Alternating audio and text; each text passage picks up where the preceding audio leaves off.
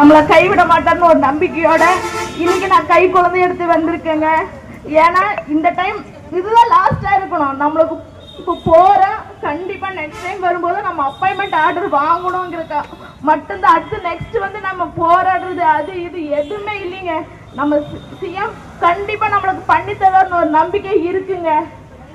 இன்னைக்கு சார் போய் பார்த்துட்டு நல்ல முடிவா நம்மளுக்கு சொல்லுவாரு. எல்லாரும் சந்தோஷமா மன நிம்மதியா வீட்டுக்கு போவோம். அனைவருக்கும் வணக்கம். என்னுடைய பெயர் வந்து அம்பிகா. நான் விழுப்புரம் டிஸ்ட்ரிக்ட் அமாவாசைப்பாளையம் ஊர்ல குக்கிராமத்துல இருந்து வந்திருக்கேன். நான் 2013 டேட்ல வந்து பாஸ் பண்ணிட்டேங்க சார். அதுக்கு அடுத்து நான் அந்த தகுதி தேர்வு நான் பாஸ் பண்ணிட்டேன். நியமன தேர்வையும் பாஸ் பண்ணிட்டேன் சார். சமீபத்துல 2024 என்னுடைய கணவர் இருந்துட்டாங்க. 10 நாளைக்கு முன்னாடி எனக்கு கூட பிறந்த அண்ணனையும் இருந்துட்டாரு விஜய் சார். உங்களை தான் அண்ணனா நினைச்சு வந்திருக்கேன். நியமன தேர்வையும் பாஸ் பண்ணிட்டேன், டெட்லையும் பாஸ் பண்ணிட்டேன்.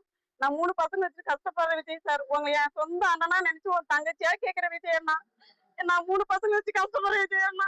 2 பொண்ணு ஒரு பையன். ஒரு தனி பெண்ணா எப்படிங்க அண்ணா நான் சமாளிக்க முடியும் குடும்பத்தை? தயவு செஞ்சு எனக்கு வேலை கருணையார் எப்படி இல்லாச்சும் எனக்கு வேலை கொடுங்க விஜய் அண்ணா. எங்க அண்ணனை மறக்க முடியல. உங்களை சொந்த அண்ணனா நினைச்சு கேட்கிற விஜய் அண்ணா. தயவு செஞ்சு வேலை கொடுங்க விஜய் அண்ணா.